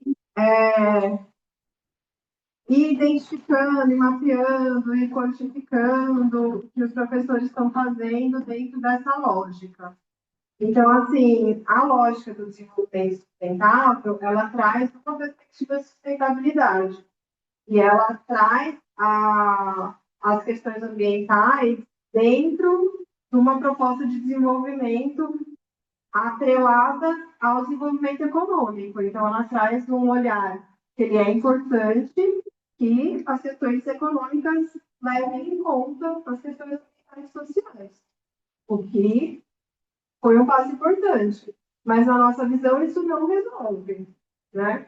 Isso contribui aí para a gente mitigar várias questões, contribui para abrir diálogos com diferentes atores, com os quais, muitas vezes, um ambientalista mais radical, ou um educador ambiental que se posicione mais, não consegue nem entrar para conversar. Mas, na nossa perspectiva, na minha perspectiva, isso não resolve. E só que é uma perspectiva que vem da Organização das Nações Unidas, que tem incentivado a construção de políticas públicas no Brasil e no mundo, que é uma política que a gente não pode negar a existência, e como, né, a gente falou, a gente precisa jogar tudo no lixo, mas a gente pode ponderar até onde que ela vai. Então, dentro do campo da educação ambiental, existe essa discussão sobre desenvolvimento sustentável e sustentável.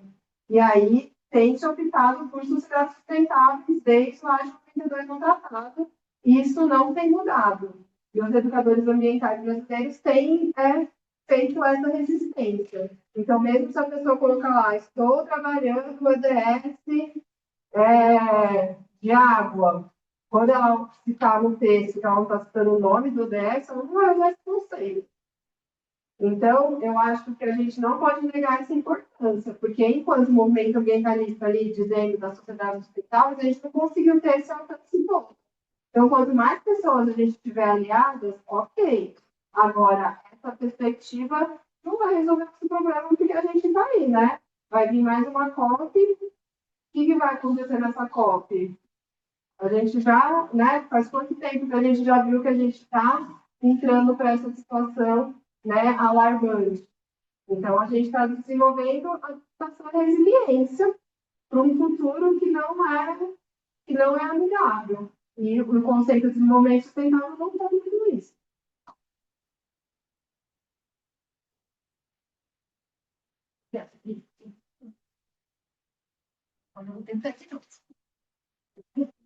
Eu sou assim, que às vezes, até por isso, fico um pouco assim para essa pergunta, porque às vezes até em roda de conversa, estudantes e tudo mais, ou mesmo de áreas que não trabalham tão diretamente questões ambientais, quando eu vejo um pouco quando vou tratar na escola, algumas coisas assim, essas questões, tipo, sempre acaba caindo muito na parte de desmobilização, fatalismo em relação ao mundo, e tudo que vai rolar. E às vezes fica tipo, poxa, queria trocar ideias sobre, gente, ainda tem esperança, sei lá, e aí a ideia dos estudantes ficam em depressão, sabe? Aí eu queria saber se você observa nesses projetos que você vem trazendo, se essa perspectiva muda um pouco dos estudantes, se eles ficam mais otimistas, mais mobilizados, como que é essa experiência, tanto no ensino superior quanto também no ensino básico.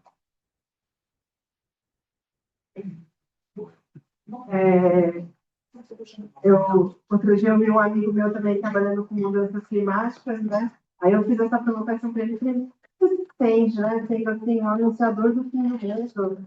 Porque quando você começa a trabalhar com os dados das mudanças climáticas e tudo que a gente tem acumulado, é muito desmotivador, né? Porque são dados, que você faz com esse monte de dados e vai vendo o que tem acontecido, né? Então, é muito difícil trabalhar mudanças climáticas numa perspectiva esperançosa.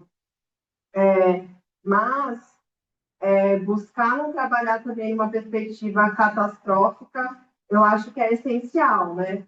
E eu acho que isso passa por a gente entender que a gente está vivo hoje, que talvez a gente esteja vivo amanhã, e a gente reconhecer que a gente tem que prestar atenção no que a gente está fazendo e fazer coisas que nos mobilizem, né? Por que eu acordei de manhã para viver? Né? O que eu estou fazendo? Como que eu vou fazer? Então, eu acho que esse catastrofismo todo nos ajuda a gente se conectar com os nossos sentidos existenciais, porque talvez a nossa existência não seja tão longa, mas não é animador. E aí, a gente estava numa mesa uma vez com algumas lideranças indígenas conversando, então eles estavam contando exatamente essa relação, o impacto das mudanças climáticas na vida cotidiana deles. E aí eles estavam falando do ano passado e contando, né, todos os dilemas, mas com propriedade, quem viveu, quem estava lá, etc e tal. E aí eu fiz essa pergunta para eles, assim, o que vocês esperam de tudo isso, né? Como vocês estão vendo? E aí, dentro do que eles estavam falando, eles acreditam que é um momento que a gente está vivendo e que a gente vai passar por isso. Como a gente vai passar por isso, vai depender muito de quem são nossos aliados, com quem vamos nos aterrar, que tipo de terrestre a gente vai conseguir formar daqui para frente. Então, assim, eu não tenho sentido que a gente tem desmotivado as pessoas a viverem. Eu acho que muitas vezes é isso, mano, já é outra coisa, né? Porque isso aqui já passou. Então, assim, eu acho que a gente não tem se motivado, a gente tem tentado olhar para coisas específicas que trazem uma alegria desse viver. Eu acho que eu e os meus alunos encontramos isso na meliponicultura de uma forma sem querer. Né? Quando eu falei, por que a gente começou a trabalhar isso mesmo? E agora, assim, toda hora que a gente não precisa, a gente quer ver algo novo, vamos ver nós também, vamos ver outras espécies, vamos. Então, assim, eu acho que encontrar esses prazeres, mas entender que isso não é o suficiente, que a gente tem que disputar esses passos e propor outras coisas, né? Que é que nem quando a Greta lá deixa de ir para a escola e fala, não, isso aqui é prioridade agora. Agora é isso. Por que uma aluna, uma pessoa sueca pode fazer isso? E tem essa visibilidade. Então, que outras coisas a gente está fazendo e como que a gente percebe que a gente precisa assim, se movimentar cada um do território, né, para a gente construir outras coisas. E eu acho que na Amazônia a gente tem muita coisa legal acontecendo, sabe? Então, a gente tem muitas experiências outras de bioeconomia, de formas de viver, de relações com o território que estão estabelecidas, que nos ajudam muito também a pensar, né, em possibilidades para continuar. Isso, mas depende do dia. Eu queria aproveitar essa tua fala e ela falou de disputar espaços. Eu acho que a tendência é ficar como o mundo vai acabar, tchau, apaga a luz, fecha a porta, tchau.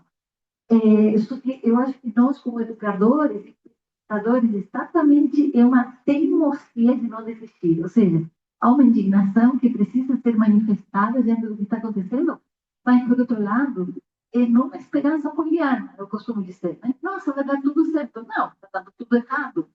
Mas já que estamos, e o tempo presente, o tempo de possibilidades, vocês sabem, estou falando de Freire, há uma possibilidade de fazer impactar meu aluno para refletir, para sair de pensar o mesmo sempre. Eu acho que isso já é um impacto gigante. Vamos pensar juntos, né? A coisa está muito ruim, aí eu concordo plenamente contigo. Tenho isso, o presente. Né? O passado a gente carrega as experiências, infelizmente vocês estão vendo na nossa história, ela se repete, e o mundo fica se assistindo. Nossa, que terrível. Você não vai fazer nada. Então, esse é o risco que a gente corre. Desculpa me meter na tua resposta de ficar olhando, sentadinha aqui, vamos comer uma pipoca e não dá para fazer nada. Claro que dá.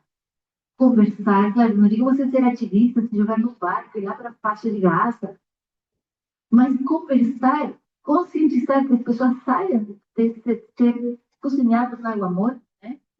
E sendo cozinhado é assim mesmo, né? O fatalismo que nega qualquer possibilidade de ação. Eu acho que essa conversa já é muito legal por isso. Eu posso fazer alguma coisa, posso pensar, posso fazer as pessoas pensarem. Vou passar o microfone.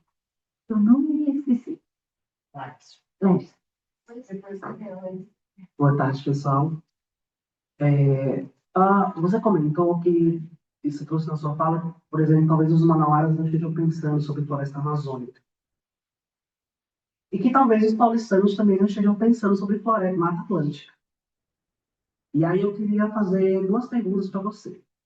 O convite para refletir sobre o seu trabalho. A primeira, que é, você acha que o seu trabalho lá na universidade, com esses grupos de estudantes, essas escolas, quer dizer, ele tem sim um pioneirismo, eu acredito, mas como ele tem influenciado ou mudado essa forma de pensar a floresta e a relação com o meio ambiente, e se você dá notícia de outros projetos que também vão de encontro ao seu, lá na universidade ou mesmo no estado.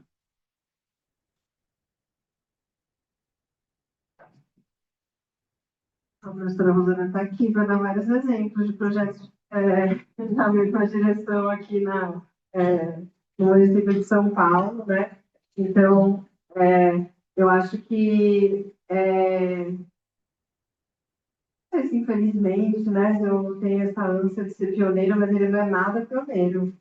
Sim, a gente está falando de coisas que a gente tem feito na educação ambiental, que as pessoas têm feito, né? Quando eu entrei na universidade, a gente fala das mesmas coisas, a gente fala, mano, a gente está de novo falando desses mesmos métodos, dessas mesmas coisas, e a gente está, e quando a gente faz, é incrível como a gente vê essa resposta, assim, sabe? Então, assim, eu não posso te dizer, numa perspectiva científica, o quanto que ele está impactando esses alunos, mas é algo que toda vez que eu vou renovar o projeto de extensão, eu penso mil vezes, eu falo assim, mano, eu já vou fazer isso de novo ano que vem, né? E eu estou aqui de novo orientando os alunos, e é uma energia muito grande quando você pega esses alunos em início da graduação, e aí você tem que orientar, você vai ajudando, que aí quando eles conseguem autonomia, eles vão embora e chegam novos. E aí você está ali, aí você fala, mano, mas será que, né? Isso tá fazendo, faz sentido mesmo? Até onde faz sentido? Você está fazendo duas escolas, você acabou de falar que Manaus tem 2 milhões de estudantes, né? Então, onde que você está investindo essa energia?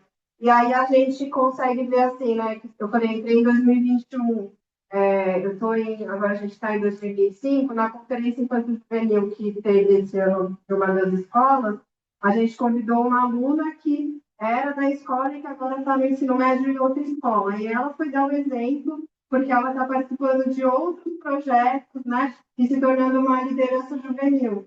E aí a gente viu ela no nosso projeto. Então, assim, a gente consegue ver alguns resultados que a gente não tem estudado como que eles estão, né? Por exemplo, nessa escola, a gente está 4 anos na escola. Tem alunos que entraram lá no 6º ano e passaram junto com a gente, 6º, 7º, 8º e 9º. Então, é uma possibilidade, assim, de pesquisa, se alguém quiser registrar. Então, assim, eu vejo que ele não é pioneiro, mas a gente continua vendo que faz muito sentido. Né? Então, o projeto que eu não mostrei para vocês foi uma parceria com o Semana Educação.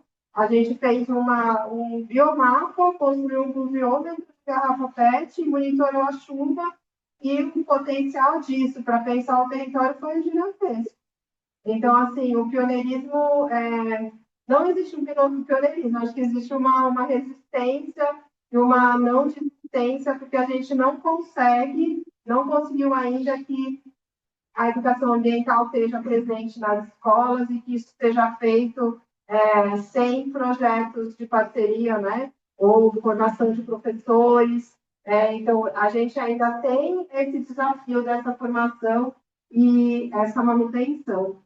E aí eu acho que quando você estava falando, né, respondendo ali a pergunta dele também, eu tenho pensado muito atualmente nessa questão da inteligência artificial e da justificativa da inteligência artificial nos ajudar, porque a gente pode fazer muito mais coisas, a gente pode fazer as coisas muito mais rápido.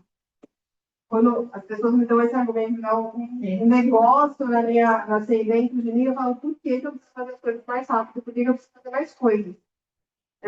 Não, essa não é uma alternativa para mim. E aí eu acho que esse não é a única justificativa, é que a gente tem vários elementos da inteligência artificial que ajudam e que faz parte da nossa vida. Mas essa justificativa e essa forma de pensar, a gente tem que pensar sobre isso e combater esse tipo de coisa, porque a gente está numa sociedade cada vez mais doente dentro do quadro de ansiedade e todas as coisas que se desenvolvem a partir daí, e isso está relacionado com a velocidade das coisas e a quantidade das coisas.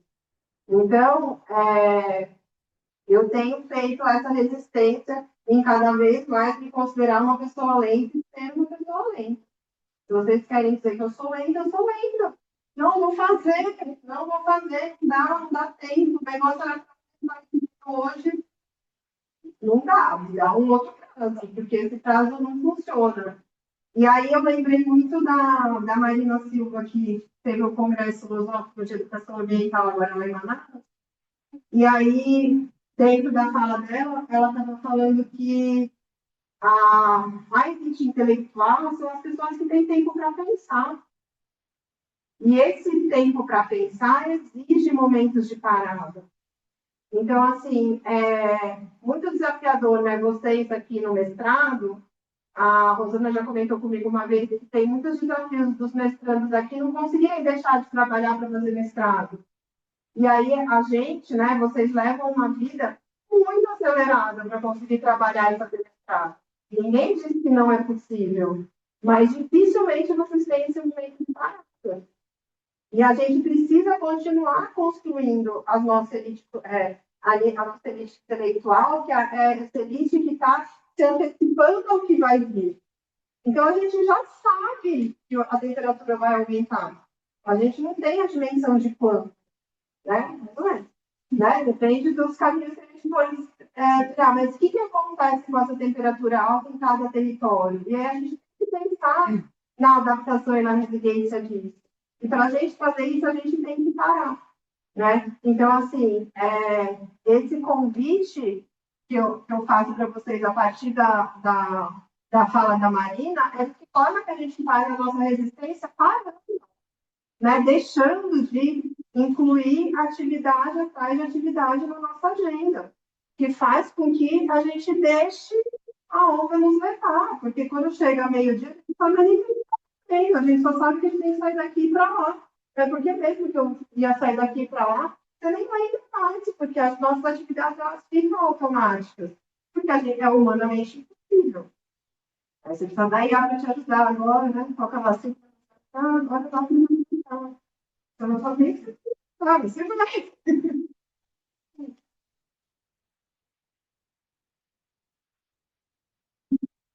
Oi, boa tarde, muito obrigada pela palestra, pelo seminário. Eu sou de Manaus. Eu morei desde o meu ciclo, né, que na verdade eu nasci no Japão. Então, eu me mudei do Japão para Manaus, né, aos 5 anos e fiquei morando até os 17, e aí eu passei para o e fiquei desde então, né. E aí, refletindo sobre tudo que os colegas perguntaram aqui, minha visão como estudante do ensino médio, ensino fundamental e ensino médio em Manaus, eu sinto que, na verdade, a educação ambiental, as soluções da educação ambiental são muito realizadas para a gente como aluno, né? Então, a gente não parece, mas a gente fala da floresta amazônica, a gente fala do rio Amazonas, aí só que a gente tem uma visão tão que aquilo é muito infinito, sabe? Porque é tão grande que parece que nunca vai acabar, que a gente fica, não tem problema, gente. Vai estar tudo certo. Tem pessoas trabalhando pela floresta, pelo nosso rio, então tá tudo bem. Mas vendo assim, né, agora como uma professora formada, vendo essas discussões aí, eu tenho essa preocupação. Eu não sei se os alunos veem assim, dessa forma, tipo, como o nosso território é muito grande, nunca vai acabar, então tá tudo bem. A gente, quer dizer, tudo bem não, porque ultimamente, acho que no meu ensino médio, estava começando a ter bastante queimadas, né? Então a gente sentia muita fumaça, acho que até hoje sempre, eu não sei mais, porque eu tô falando uma coisa de 7 anos atrás. Então, eu fico me questionando sobre isso, né, refletindo sobre isso. Então, como que os alunos acabam discutindo sobre essa floresta infinita que a gente tem, né? Mas eu queria fazer uma outra pergunta antes dessa reflexão, durante as perguntas dos colegas, né? Que você tinha comentado sobre o Musa. Eu visitei o Musa, acho que. Ah, eu não lembro mais, faz tempo atrás. Mas eu não fui por causa da escola, né? Foi os meus tios que me levaram, porque eles têm. Meus primos eram pequenos na época, daí eles, vamos fazer um passeio turístico. Aí me levaram junto e eu gostei bastante. É muito lindo. Se vocês forem para Manaus, é muito bonito mesmo. Mas eu queria saber, na verdade, qual que é a relação das escolas, essa parte burocrática, não sei se é a parte burocrática ou não, a dificuldade das escolas levarem para o museu. E se tem alguma relação entre o CIVES e o INPA, que também são museus, esqueci o nome, mas museus da cultura amazônica, né? É isso. Obrigada.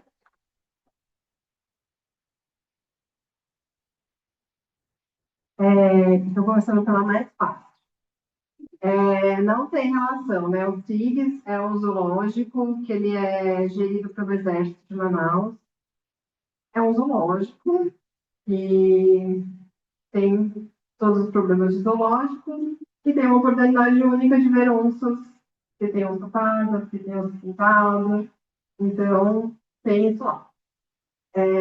O INPA o Bosque da Ciência é do INPA, né, que é o Instituto Nacional de Pesquisas Amazônicas, e o Bosque da Ciência ele foi criado para divulgar e dar visibilidade para as pesquisas desenvolvidas no INPA. E aí, com o Bosque da Ciência, os manauaras têm identidade. Os manauaras vão no Bosque da Ciência desde criança, é um espaço que eles conhecem, que eles gostam de ir, e também é um remanescente florestal ali, que é bem pertinho da Universidade Federal, que é onde tem a maior floresta urbana ali, né? Uma floresta, quando a gente olha o mapa, a gente vê uma manchinha ali que são eles. E aí o Musa, ele recebe visitas de escolas, as escolas públicas recebem gratuidade, elas podem agendar o guia, então quando elas vão, elas têm um guia que fazem todo o percurso, e o maior desafio que as escolas têm para fazer visita é transporte. Então, assim, além de o professor de ciências decidiu ir, no dia tem aula de ciência, biologia, nananana, o que faz as outras aulas, né? Então, tem um acordo ali entre professores, além de o desafio de o professor de ciências não vai levar 40 alunos sozinho, quem vai acompanhar, além de as crianças precisam comer, se elas vão passar o dia inteiro fora, como levar. Então, muitas escolas gostariam de ir, mas elas não têm como chegar, porque não tem um transporte, por exemplo, da SEDUC, da CEMED que levem, ou é difícil de levar. O ano passado a gente teve, nessa seca horrorosa, um problema também muito sério com a questão da fumaça, que ficou por muito tempo, e foi bem, bem difícil assim mesmo, de ter que andar de máscara, fechar todas as janelas. E aí é isso, né? É uma questão do fogo, de menos chuva, que tem chegado cada vez mais em Manaus, mas que sempre chegou. Mas agora tem uma intensificação disso. E aí eu acho que só para fechar, relacionando com a sua pergunta que eu não respondi, eu acho que assim, não é que ninguém tem identidade com a Mata Atlântica, ou que ninguém tem identidade com a floresta. É que me parece que esse público é menor. E me parece também que isso perpassa pela oportunidade da vivência. Então, por exemplo, os meus alunos nunca viram o encontro das aves. Vários. Estou falando de um, dois, estou falando de vários. Né? Tomar um banho de rio. Você tem que pegar um ônibus para ir para o outro lado da cidade, para ver o rio na área urbana. Então, assim, as pessoas que não têm família no interior, elas não têm essas oportunidades de vivência. E aí, essas relações com os povos indígenas mostram isso. Tem coisa que não adianta eu te falar. Que você vai ter que ir lá, você vai ter que sentir, você vai ter que vivenciar, porque não tem palavras para dizer. Lá em Manaus tem um lugar que chama Centro de Medicina Indígena, que eu não vou contar a história dele, mas depois vocês olhem. E aí, quando uma vez eu fui lá, ele falou para mim assim que tinha que ter uma conexão, uma questão de quando a gente vai conversar e com as visões diferentes, que parte da é surreal. Quando você ouve algumas coisas, você não consegue compreender, porque você não tem repertório para construir aquilo que está sendo dito. E muitas vezes, né, quantas vezes você já tentou explicar para alguém alguma coisa, tipo, como se fosse um sonho, né? Você começa a explicar o sonho, ele não tem uma temporalidade extra da nossa racionalidade. Então, essas outras relações, elas exigem uma vivência, elas exigem outras relações. Então, assim, permitir dentro da educação que a gente tenha outras no nosso território, seja ali na Amazônia, que com certeza também essas relações elas estão pautadas por quem sou eu e o que me interessa, né? Por exemplo, dificilmente eu vou levar meus alunos para ver as onças nos tigres, mas eu sei que muita gente vai gostar. Mas não levo, eles não usam. E está tudo bem, outras pessoas levam no tigres, né? Então, assim, essa conexão da gente com o nosso território, a gente permitir que as pessoas vivam esse território de diferentes formas e que não estejam nesse movimento, né, automático cotidiano. Eu acho que isso contribui muito para a gente pensar, né, as nossas pesquisas com o ensino de ciências em qualquer uma das áreas, que eu tenho certeza aqui que vocês trabalham com diferentes áreas e que vocês estão nelas porque vocês estão conectados com elas. E quando a gente conta algo que faz sentido e toca a gente consegue conversar com as pessoas, mesmo que isso não tenha um interesse genuíno da outra pessoa. Ela pelo menos fala, nossa, a pessoa está falando com tanta vontade, né? Não terminar de ouvir. Então, eu acho que isso nos ajuda a entender que bom que somos diversos, que bom que fazemos coisas diversas e a gente precisa ocupar esse espaço aí para a gente conseguir construir uma área 41, né, diversa e que a gente aí consiga atuar aqui. Obrigada, pessoal.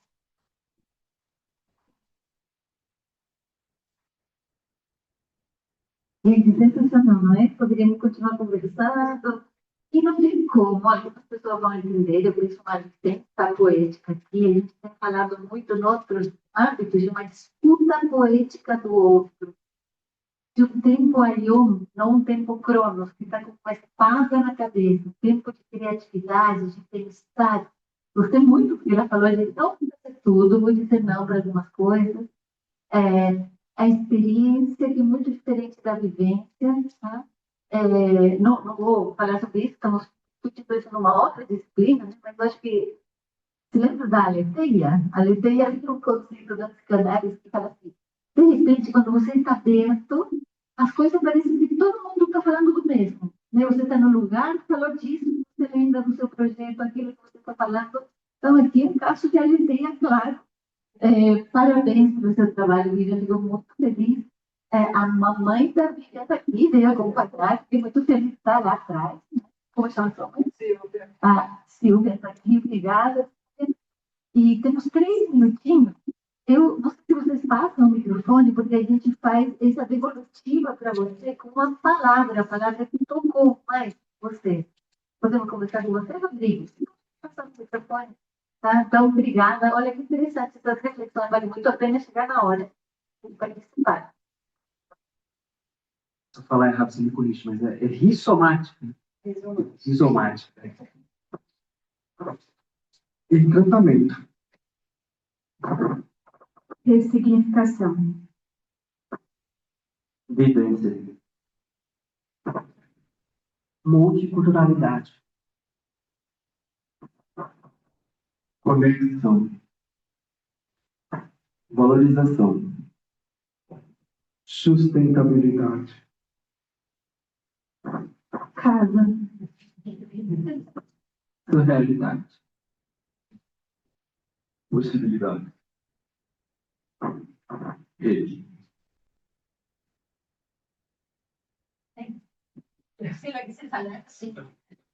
Decolonialidade. Diversidade. Pluralidade. Extensão. Aterrar. Mobilização. Compromisso. Complexidade. Amizade. Esperança. Tem uma palavra? Você tem uma palavra? Acho que é gratidão. Gratidão é nossa, porque é maravilhosa e salva a vida. A gente tem uma pessoa assim, que vem de fora, a gente aproveita, né? Uma planta, uma paleta, mais um trabalho, aproveita porque quando vem de novo, mas a lista para te chamar. Queridos, eu mando por e-mail para vocês as próximas atividades, tá? E nossa aqui a lista. E se a gente tiver alguma dúvida, comentário, só vou pedir, deixe seu like, se inscreva no canal. Então, semana que vem, tá? Boa semana. Vivian, muito obrigada de novo. Eu falo sério.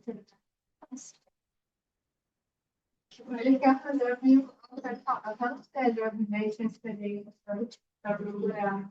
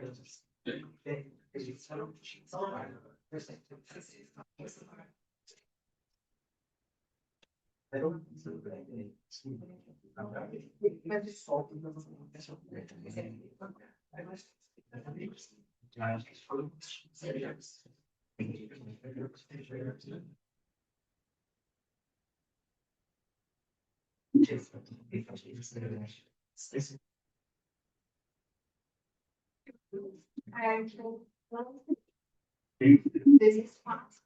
Acho que é um é na ilha, acho que é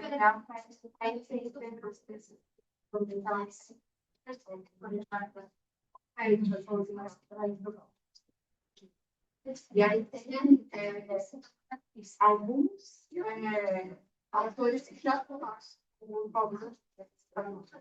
Então a gente tem esse social.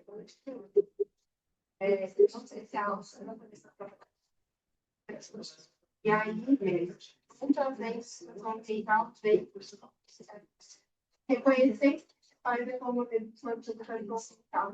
Agora, uma olhada para pessoas que necessariamente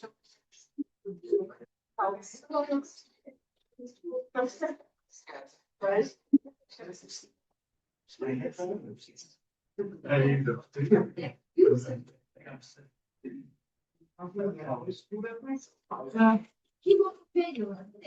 Bem assim, você as coisas.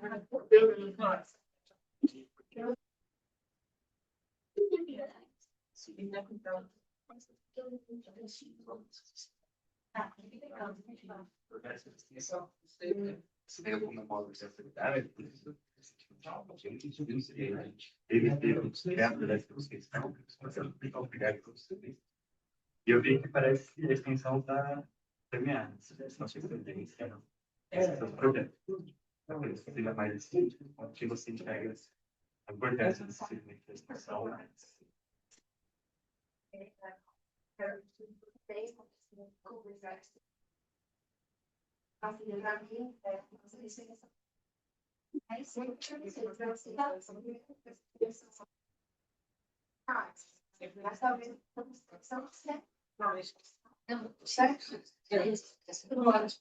Tem quando você pensa, você também tem, eu assim, quando eu estou assim, então, isso não é que é um colégio que fez até 2009, isso também a gente faz já Pensa assim, na integração da física. E eu acho que parece que tem várias cabeças para pensar na distância dessa. O que acontece? A gente pensa, né, que a universidade não. Se precisava colocar alguma coisa em relação à sociedade, aí vai funcionar mais como isso que você faz, então, assim,